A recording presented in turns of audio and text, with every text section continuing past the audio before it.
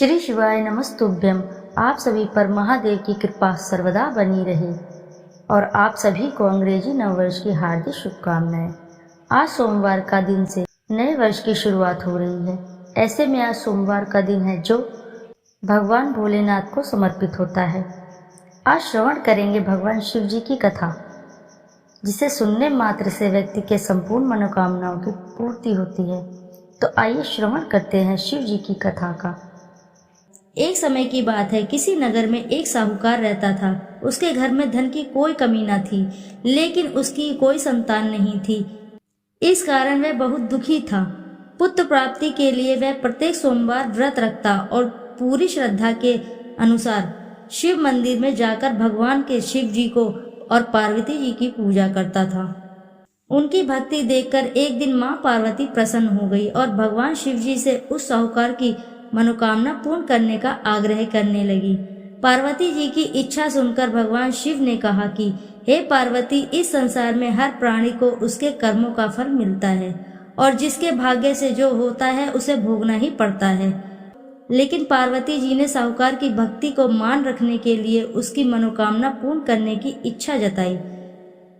माता पार्वती के आग्रह पर शिव जी ने साहूकार को पुत्र प्राप्ति का वरदान दे दिया, लेकिन साथ ही यह भी कहा कि उसके बालक की आयु केवल 12 वर्ष की ही होगी। माता पार्वती और भगवान शिव जी की बातचीत को साहूकार सुन रहा था। उसे ना तो इस बात की खुशी थी और ना ही दुख हुआ। वह पहले की भांति शिव जी की पूजा करता रहा। कुछ समय के बाद साहूकार के घर एक पुत्र का जन्म हुआ। जब वह बालक 11 वर्ष का हुआ तो उसे पढ़ने के लिए काशी भेज दिया गया। साहूकार ने पुत्र के मामा को बुलाकर उसे सारा धन दिया और कहा कि इस बालक को तुम काशी विद्या के लिए लेके चले जाओ और मार्ग में यज्ञ कराना। जहाँ भी यज्ञ कराओ वहाँ पर ब्राह्मणों को भोजन कराते हुए और दक्षिणा देते हुए जाना। दोनों मामा भांजे इसी तरह यज्ञ कराते हुए ब्राह्मणों को दान दक्षिणा देते हुए काशी की ओर चल पड़े। रात में एक नगर पड़ा, जहाँ के नगर के राजा की कन्या का विवाह था। लेकिन जिस राजकुमार से उसका विवाह होने वाला था वह एक आंख का काना था। राजकुमार के पिता ने पुत्र को काना होने की बात छुपाने के लिए एक चाल सोची। साहूकार के पुत्र को देखकर उसके मन में एक विचार आया। उसने सोचा, क्यों न इस लड़के को दूल्हा बनाकर राजकुमारी से विवाह करा दूं। विवाह के बाद इसको धन देकर विदा कर दूंगा और राजकुमारी को अपने घर ले जाऊंगा। लड़के को दूल्हे के वस्त्र पहनाकर राजकुमारी से विवाह करा दिया गया। लेकिन साहूकार का पुत्र ईमानदार था। उसे यह बात न्याय संगत नहीं लगी। उसने अवसर पाकर राजकुमारी की चुन्नी के पल्ले पर लिख दिया कि तुम्हारा विवाह मेरे साथ हुआ है, लेकिन जिस राजकुमार के संग तुम्हें भेजा जाएगा वह एक आंख से काना है। मैं तो काशी पढ़ने जा रहा हूँ। जब राजकुमार ने चुन्नी पर लिखी बात पढ़ी तो उसने अपने माता पिता को यह बात बताई। राजा ने अपनी पुत्री को विदा नहीं किया, जिससे बारात वापस लौटकर चली गई। दूसरी ओर साहूकार लड़का और उसका मामा काशी पहुंचे और वहां जाकर उन्होंने यज्ञ किया। जिस दिन लड़के की आयु 12 साल की हो गई उसी दिन यज्ञ रखा गया। लड़के ने अपने मामा से कहा कि मेरी तबीयत कुछ ठीक नहीं लग रही है।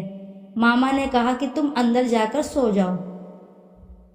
शिव जी के वरदान अनुसार कुछ ही देर में उस बालक के प्राण निकल गए।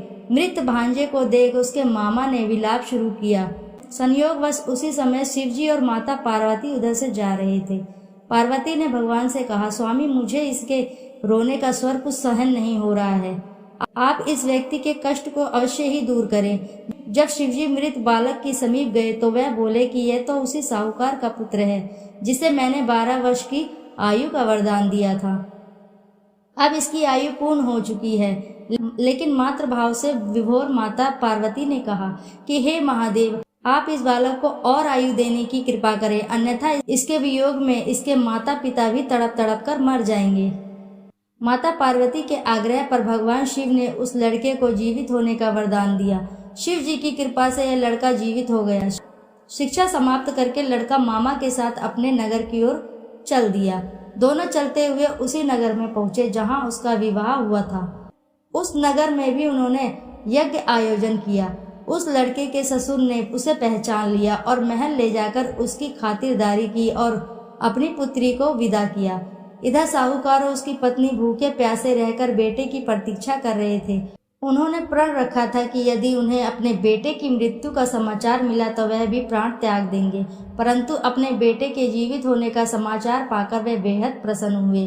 उसी रात भगवान शिव ने व्यापारी के स्वप्न में आकर कहा, हे श्रेष्ठी, मैंने तेरे सोमवार के व्रत करने और व्रत कथा सुनने से प्रसन्न होकर तेरे पुत्र को लंबी आयु प्रदान की है।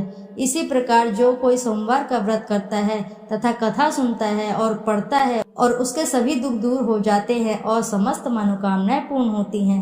बोलो जय भोलेनाथ, हर हर महादेव।